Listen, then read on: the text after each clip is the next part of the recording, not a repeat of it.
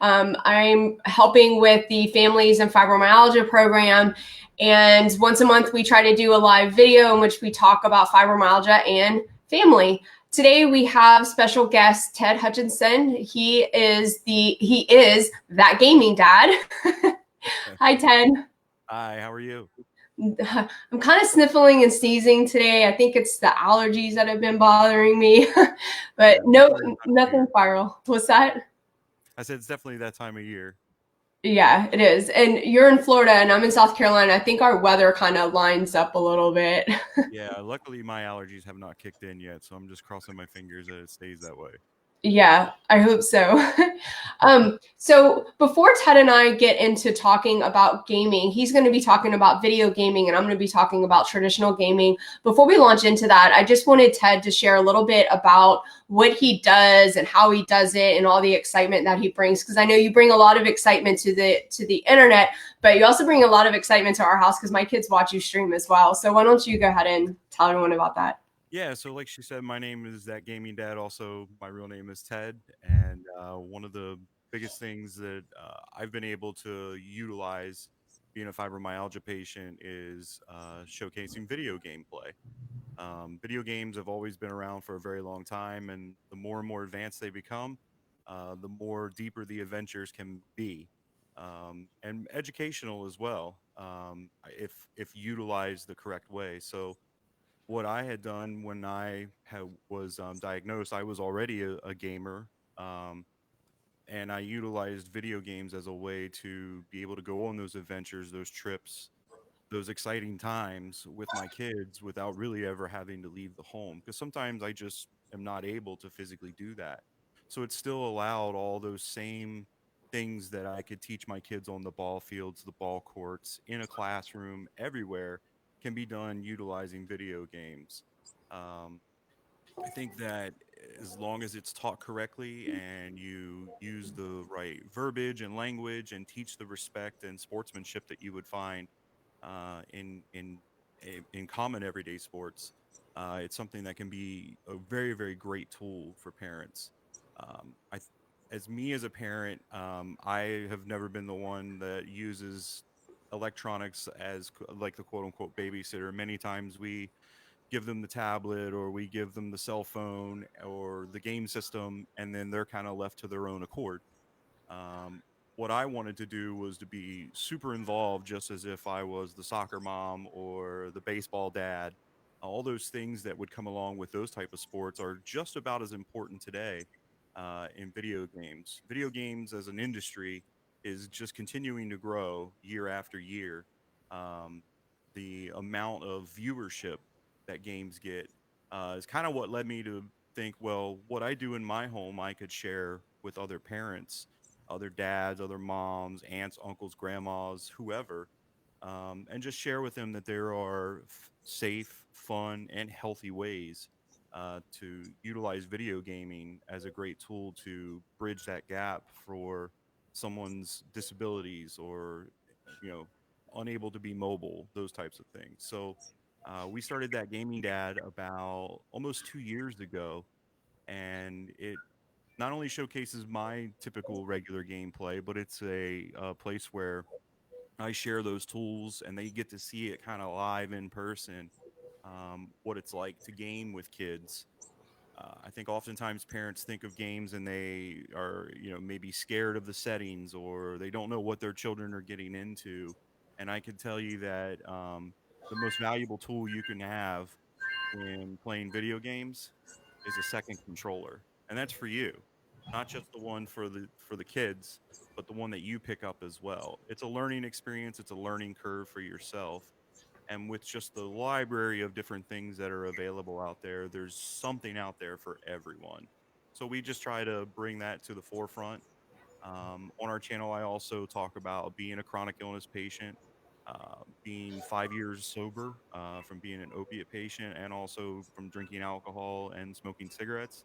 Um, and then just showing people that if you have a dream and a vision, you can bring things to life. The reason I'm able to be with like fibromyalgia and international support fibromyalgia to go to places like the Capitol and talk to our elected officials is because I chose to take my video games and do it online. And it's definitely been something that's been extremely fruitful. Now, do I expect every parent to take that kind of route? No. But it would be amazing if we could get more and more parents to get involved with the gaming and being involved just like they would with their kids' baseball, soccer, whatever the sport they may be in. There's a lot of kids out there who would love nothing more to be gamers and be happy, but oftentimes are forced into being the lawyer or the doctor, but not necessarily living out that passion or that excitement that they may have had. So I think that kind of brings together everything that we do here. Yeah, thanks for sharing with that. And I wanted to kind of launch off what you were saying about getting involved. I know shortly after you launched that Gaming Dad, somehow you and I connected. I can't remember how we connected. However, we connected. And I was interested in doing an interview with you because even though I'm a former gamer, I mean, I grew up in the time Right. when Nintendo was new and Super NES, and my parents are going through a divorce, so my dad wasn't there all the time. But when he was there, he was buying all the new consoles, all the new games. So that was the way he connected. So I was a gamer. However, in the last few years, I just kind of tapered off of that, and I haven't done it as much. So when you connected with me, I was like, I kind of use this as a challenge for myself. I was like, okay, Ted, tell me how I can get back into this gaming with the kids, because there are so many negative things out there. We're just bombarded with all this negative stuff associated with video gaming. So I used, our interview to say, you know what, let's put a positive spin on it, and what can we get out of it? And we're going to touch a little bit on that during this video today, because it was very useful to me. Now, in the last few months, I haven't really done a lot of video gaming with my kids. But after that video that you and I did a couple of years ago, I did get into gaming with my kids. I started playing with them. I started asking questions and being more involved, because you did put that spin on it for me. So that's my hopes, and reaching out to other people today through Support Fibromyalgia. I do want to say that there's a few comments about using Wii Fit with fibro, because you can't leave the house. That I've done Wii Fit as well. It is really useful. I do have a few questions, but what is the best way, if you've never done video gaming with your kids, whether you're a former gaming or not, you've just never done it with your kids, what is the best way to launch into that whole atmosphere? Because there's a lot going on with the video gaming. What is something really basic that we can be able to just get our foot in the door? The most basic of all video gamings this day is the same thing that we carry around in our pockets every day, is our cell phone. And the reason I say that is because mobile gaming is exploding by leaps and bounds. So even just starting with the very device that's in your pocket, there are games that are playable across all platforms. I'll give an example. One of the most popular ones out there, and as soon as I throw this name out there, every parent in the world is going to know what I'm talking about: Fortnite. Okay.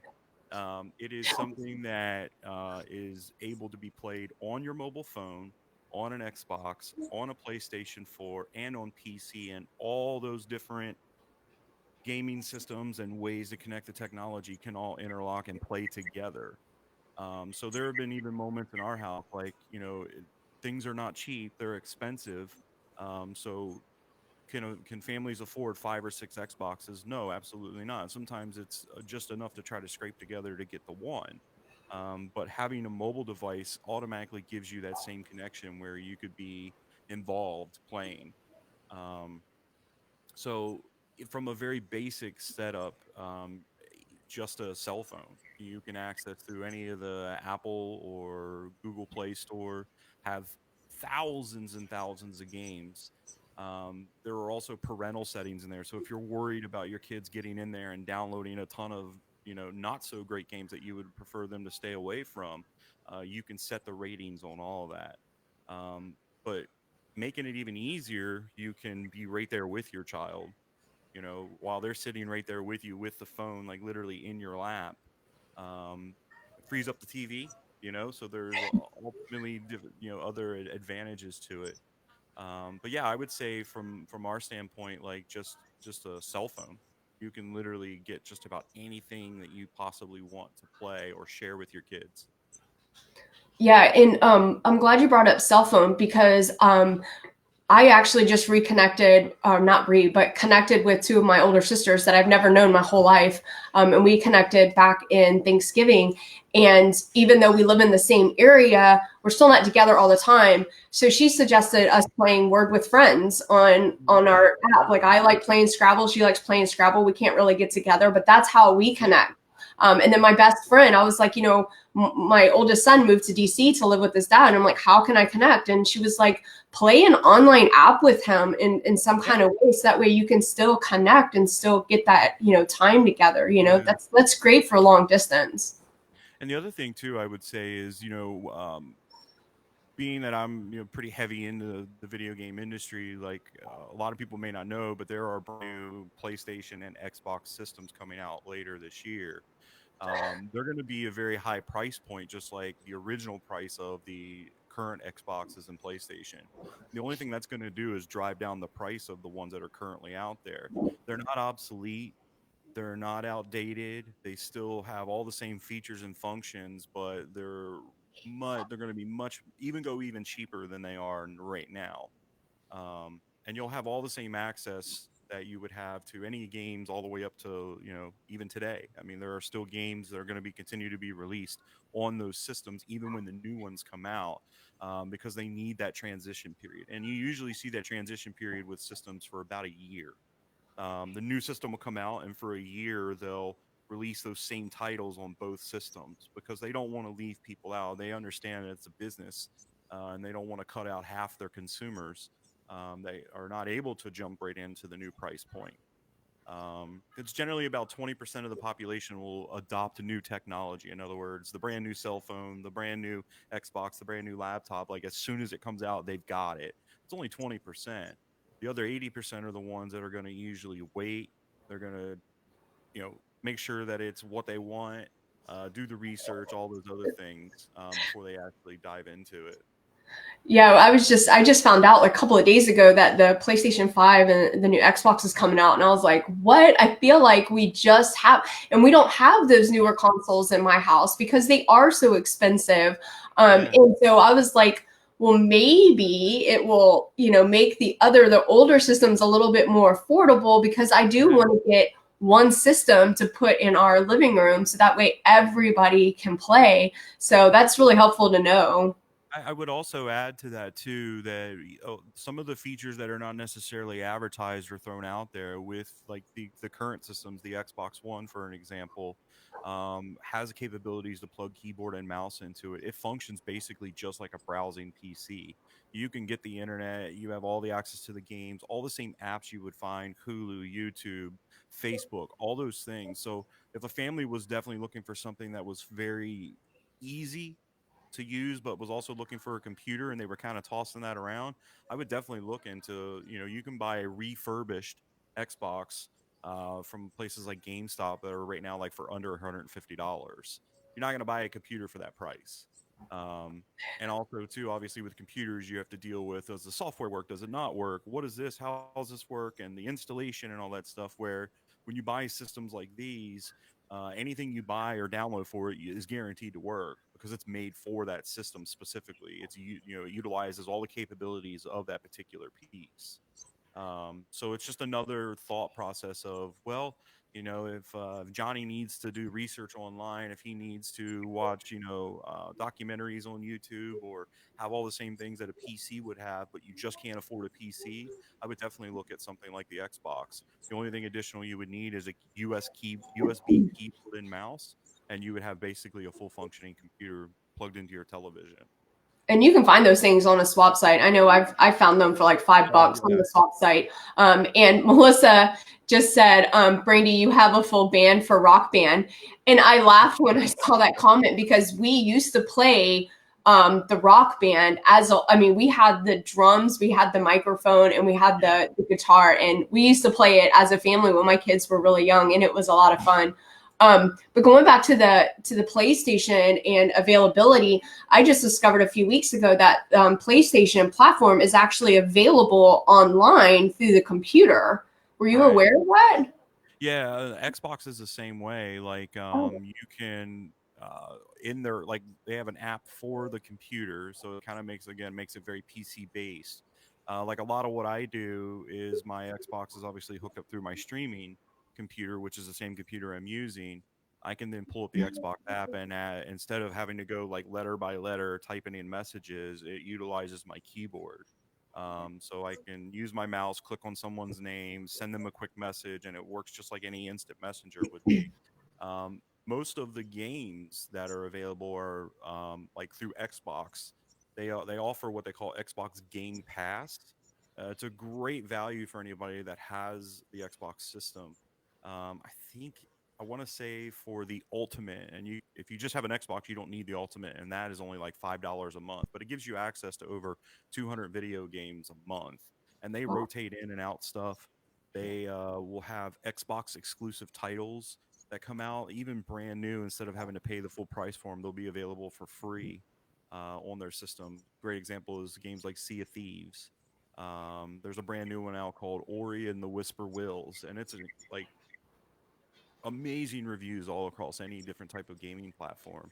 But the Ultimate Edition allows you to be able to transfer back and forth. You can go from playing it on PC and or Xbox.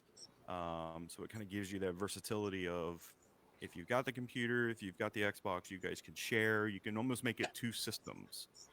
Especially when you get into games that are a big word that's being around the gaming industry these days is cross-platform, and that basically means that doesn't matter what system you're on. If you're playing this game, everyone can join in. So in other years, it was Xbox only played with Xbox, PlayStation only played with PlayStation, and PC only played with PC. And nowadays, it's become very much a blurred line where just about any system you can play on, you can connect with your friends and don't have to worry about crossing those lines. Sorry, my kids are arguing because they're Oh, actually it's playing okay. Kids got Minecraft arguments together. too. I told them, I've got this video to do today. Here's your schoolwork for the day, reading and writing. I'm like, as soon as you're done, Right. you can get on and play. And I can actually sit where I'm at and monitor what they're doing. But before we transfer, we transfer when we transition to the traditional gaming, you brought up GameStop, and I was thinking when I was up in DC last week, Ted was with me. We were up there with some other advocates with Support Fibro, and we were doing advocacy, talking to senators and representatives about helping the fibromyalgia community through increased funding. Mhm. But while I was up there, when we concluded, I was able to drive where my son is. He's 45 minutes from DC, and I wanted to get his birthday was the week prior. So I was like, well, let's go get you a birthday present. And the first thing he does is go to GameStop, right? Of And course. I loved the versatility of being able to either buy a physical game or the download version. Right. And when we were going to get some stuff, like we were getting him a controller so he can play with his dad, he said, do you want the warranty and this and that? And we kind of started talking about my son has older controllers that he no longer uses, and GameStop was like, bring them in. And my son was like, well, it's broken. He's like, I don't care. We will buy back anything. If it's broken, Yeah. missing pieces, tablets, any of that stuff. And you can get store credit. And then GameStop Yeah. has an excellent, like, you pay for the year, but then you get like increased store credit. You can get cash, Right. but you get more with store credit. And then you can get all these bonus offers with all their the gaming systems and video games that you buy in their store, but then you also get a lot of coupons and stuff. So I'm Yeah. not working for GameStop. I don't do any affiliation with them, but they just have a lot of benefits that we've used for years in our family. Yeah. The biggest thing I would say the difference between like your digital downloadable games and your physical copies. The physical copies allow you the opportunity to get rid of it if you don't like it. Yeah. So if it's something, I would say if it's something you're looking to test out or you're up in the air and you don't know exactly how you're going to feel about it, I would say you would want the physical copy because then you have something physically to go and trade in and get something different. Also, too, like one of the biggest things at GameStop is their if you go in and buy their used products, the ones that they have that are the trade-ins, they have a 14-day return policy on those, and that's even if you don't like the game. So you could technically go in, get something, and really not like it, take it back. They're going to give you credit for it to then be able to choose something else to your liking. So the physical copies give you that ultimate flexibility. The big advantage of the digital downloads are for people that are not able to leave their house, the ones that are disabled and really are not able to make it physically to a store. You can go online and get all these games and download them right to your your system of choice. Yeah, and Angie was just, I just put it on the screen. She was saying this is gaming as a way that she could be with her son and during a fibromyalgia flare. And absolutely, you know, it's really good to have all those tools in your tool bag to be able to connect with your kids, because kids don't always understand why we're in a flare, and they get bored just like we get bored. And it was also, you know, right now, I just put it on the screen. It's a real life. Everyone's at home. So yeah, during this time, everyone's at home. We're schooling, Yep. we're social distancing, but you know, take this opportunity to jump into that game and spend some time with your kids. And one more thing before I go traditional gaming. I was talking with someone about, I wish I could game more with my kids, because I get motion sickness when I'm in first person mode, and a lot of games do first person mode. So I get really motion sickness, especially like the smaller the screen, it seems Sure. like the more I can't keep up with all the moving pieces. So if you do get motion sickness, what I'd suggest you do is look for that third person Mhm.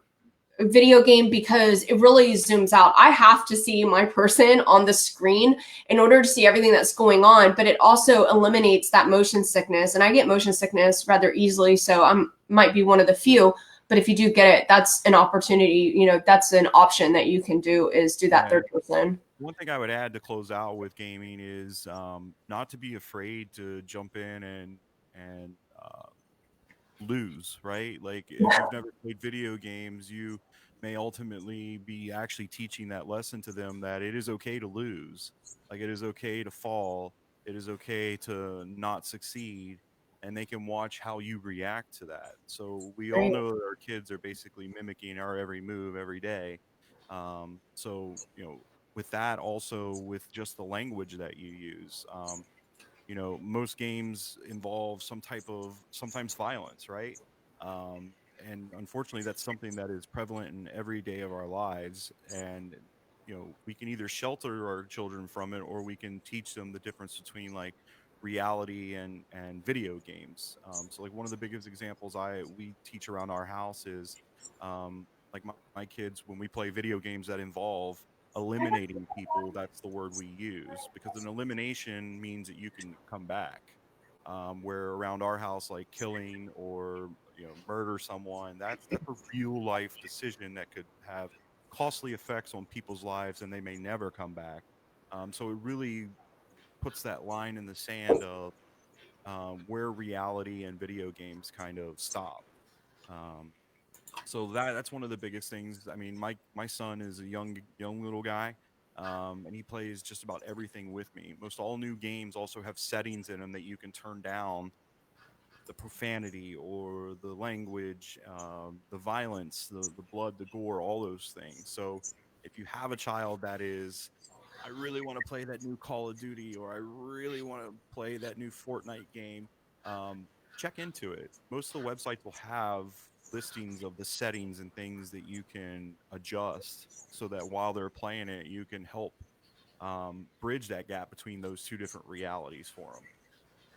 Yeah, like I know Grand Theft Auto is something that some of the teenagers Sure. were playing. I don't know if it's still relevant, but you know, my ex-husband used to play it, and I was just, I can't believe what's going on. And you know, he was like, "Well, you can adjust the settings to be able to do this and that." And Yeah. like you were saying, the reality versus the virtual world, you know, knowing the distinction between the two. And I like how you said that you use elimination rather than dying and killing, because I don't like that. I don't like that either. Yeah. We used to have like some serious, this is getting kind of off topic, but it's kind of funny. We used to have issues when my kids used to play Minecraft together back when Minecraft was really popular. I mean, it still is, but a lot more than what it used to be. And they would go and steal from one another, Hmm. and they would kill each other's sheep and stuff. So it got no joke to where I had to make a printout. And if you didn't know the real relevance of this printout that we had displayed in our house, you would think that it was like open warfare in our house, because Right. it said, um, consequences of, and it had like stealing, killing, doing this and that, and like the punishments that you would get that was virtual in the game, because they would do something. But going back to what you were saying about teaching them problem solving and doing all of that, that's a great lead in to traditional gaming, and learning how to play. Learning how to play a video game is the same as you would learn how to play a board game, just Right. dive in and just start playing and learning how to do it, because what better way to and then just do it, and I even, so I got some games next to me. I got this game, Exploding Kittens, when I was in DC last week. It's a card game. So in our house, we play anything from basic games like Jumanji, like I love this because it's just like the actual board game. We play anything from very basic Jumanji to full incorporative games like Dead of Winter, where it's like it's a zombie apocalypse and you all have to work together, and like the board game is like the entire table because you move locations, and it's like hours of play. And then we do card games. But getting back to learning how to play and the actual rules of Exploding Kittens, it says, hey, don't read these rules. Start playing. Reading is the worst way to learn how to play a game. Just start reading or go online and watch a quick tutorial, like a 1 or 2 minute tutorial on how to play. Making your own rules. We all used to have house rules. yeah. Like, and it's seriously, it's a lot of fun. And that's another reason we love playing. So, I mean, yeah, my ex-husband used to play a lot of the video games with the kids. And even though I was a former gamer, I was just not really into it. Then I realized that there was all these really like involved board games like Ticket to Ride and Arkham Horror. Like those are really involved, and I realized I really liked it. So it took an element of the video gaming and meshed it together with my traditional board gaming and put it together. It taught me and my kids how to work together. It taught our strengths and our weaknesses. It was very cooperative play. It wasn't playing against one another. It was strategizing and problem solving and learning how to do all these things and picking up where one is weak and the other is stronger, and vice versa. It was a lot of fun. I mean, do y'all play any board games in your house? Yeah, I mean, we've played, from Scrabble to Monopoly Junior. We've got a little bit of a different dichotomy in our house. My son is just now going to be 7 in September. My daughter is 15. So with just that difference in age, it can be hard to get to play different games. So we try to bridge that gap as much as possible. Like we've done, Monopoly Junior, the Scrabbles, Family Pursuit. There's some, I can't remember the name of it. It's a Disney game. I think Disney Colors, that's what it is. And it's kind of a full family game where you can get more in depth with the actual names of the movies and the characters, or base it on colors and shapes and stuff for like the younger kids. But it's funny that you mentioned Ticket to Ride. That is actually now available on Xbox. So it's another way of being able to still play board games, but brought to the digital format where it's organized, and it's just interesting that you brought that up too. But yeah, I mean, we play a few games. I would say most recently we probably haven't done a lot, but yeah, we do own quite a few. Maybe it's time to blow the dust off of them. Yeah, and there's also Wii. I think the Wii and maybe Xbox has like Uno and Clue and Sorry and all that. They have that available. I mean, you get like dozens of games in just one game that you can buy. Hasbro Family is the name of that. Yeah. Yeah, and I wanted to pull out. So here's some other ones. Like we have Scabs and Guts. This is really like learning about the body and learning about health. It's really fun. And then we have Beat the Parents, which is like things that you should know as a parent, like, but it like changes up the whole way. And going off of what you were saying about having, a younger child and an older child, we had that when Abby was like 6, 7. It was like, there was a lot of games that we played, like Dead of Winter and Arkham Horror, that was like, for one round, it was like an hour play of one round. And it was like, how do we get our younger children to be able to be involved in this? Because we need them. We need them in the game to be able to make the game really interesting, but they can't understand it. So what we would do is like myself, my ex-husband, or one of my older children would pair up with one of the younger kids, or I would say, Abby, you play on my team, and I would let her move the pieces and let her do little things, because there's always a way that you can get people involved. I mean, even though it says, ages 12 and up, like we have the Oregon Trail. I have so many games. We have the Oregon Trail. It says ages 12 and up. We've been playing this for years, and my youngest is just now 8 years old. So there is ways that you can play, even though it says, you know, and I mean, like this one too. I have a part-time job working after school care, and I will every week I change up my games that I take in with me, because we have lab time and we have social time, and they're on their computers, and I can't get on the computer with them, but we're encouraged to play with them. So I was like, well, what if I took in some board games? So I asked my supervisor, can I take some board games in? And she was like, yeah. And, she approves them. And so we started playing. Like, we have Clue. This is a card game of Clue. And it's seriously, you play Clue, and it's just the cards. Like, it took us five minutes to learn how to play. And now it's like every time I go in, they're like, Miss B, what games did you bring us? And there's much more of them interacting and talking with one another rather than being on the video games, because I can't be on the video games in the afternoon. Right. I was seeing if there was some other stuff. Throwback board games. Yeah, like I have some of the board games from when I was younger.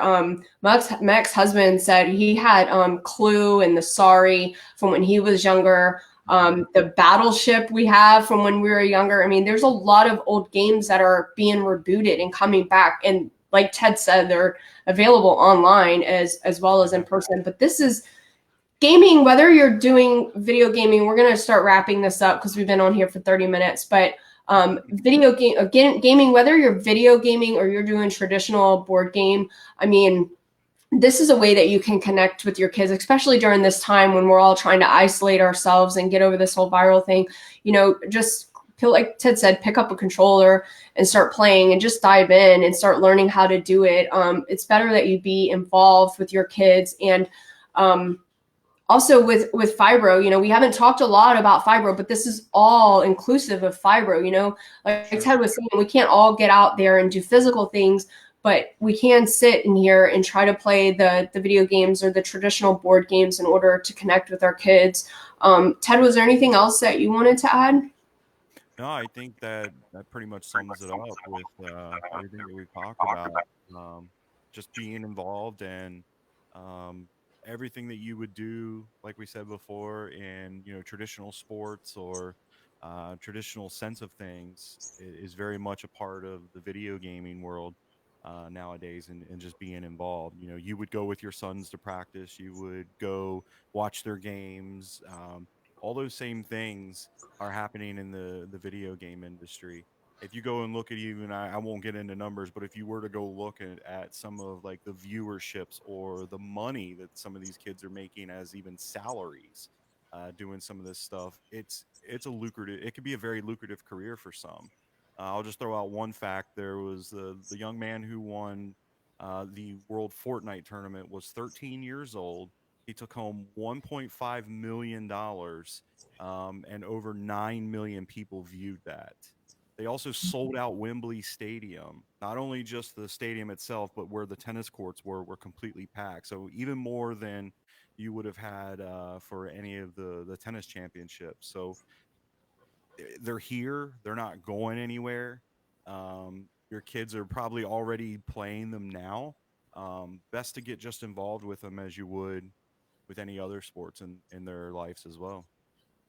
Yeah, I mean, who knew like what just one controller can do? Bringing in a deck of cards. Someone in the comments said that they do cribbage tournaments at family reunions. Yeah, I Nice. mean, I bring out a deck of cards, and you just literally watch the kids come in and go, I want to play, I want to play. This is just a great opportunity to do all this. So, Ted, why don't you tell us real quick, how often do you stream, and where can people find you at? What kind of games are you Sure. streaming to? Yeah, so recently I've been, I would say over the last 90 days, we've been involved with like, I play a lot of Sea of Thieves, which is an Xbox and PC exclusive.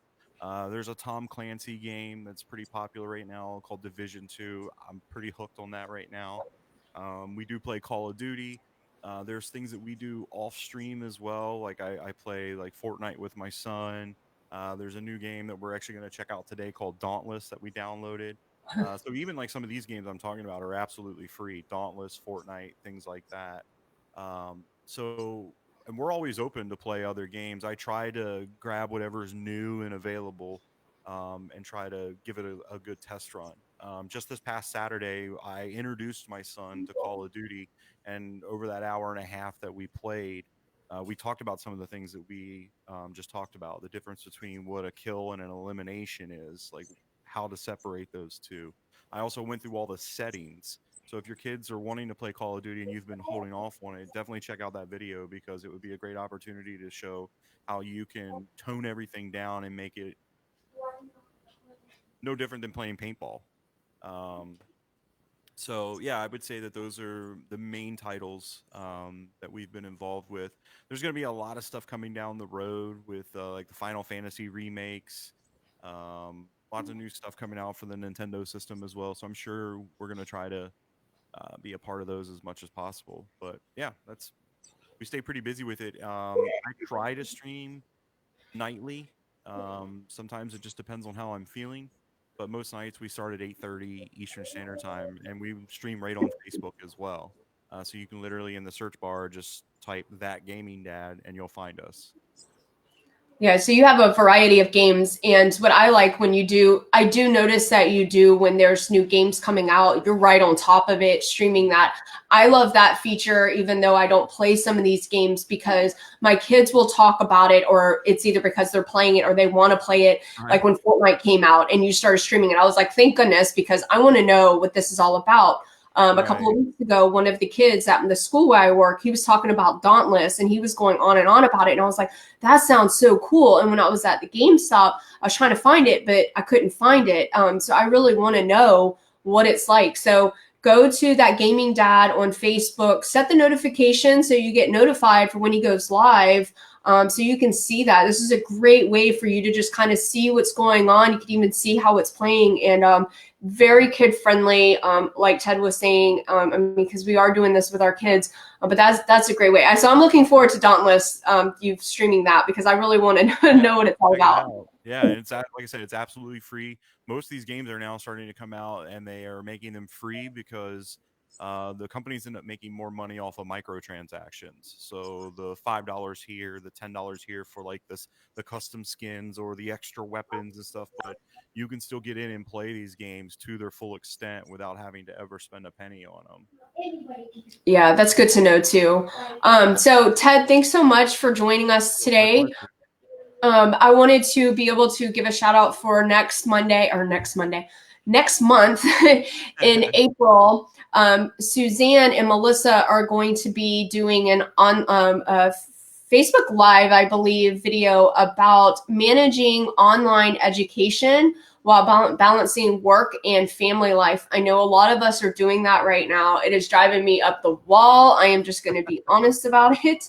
I don't see how I ever willingly homeschooled all of my children, because this week and last week it's been very difficult because I'm trying to learn how to manage all of it. So I think this is a perfect opportunity that Suzanne and Melissa are going to come together and teach us all and give us some tips on how to balance all this online education and working full time and managing the family life. So I'm looking forward to that. That is at the end of April. We'll put out some more information on the Support Fibromyalgia Network page as that comes closer to the date. So Ted, thanks again for joining us.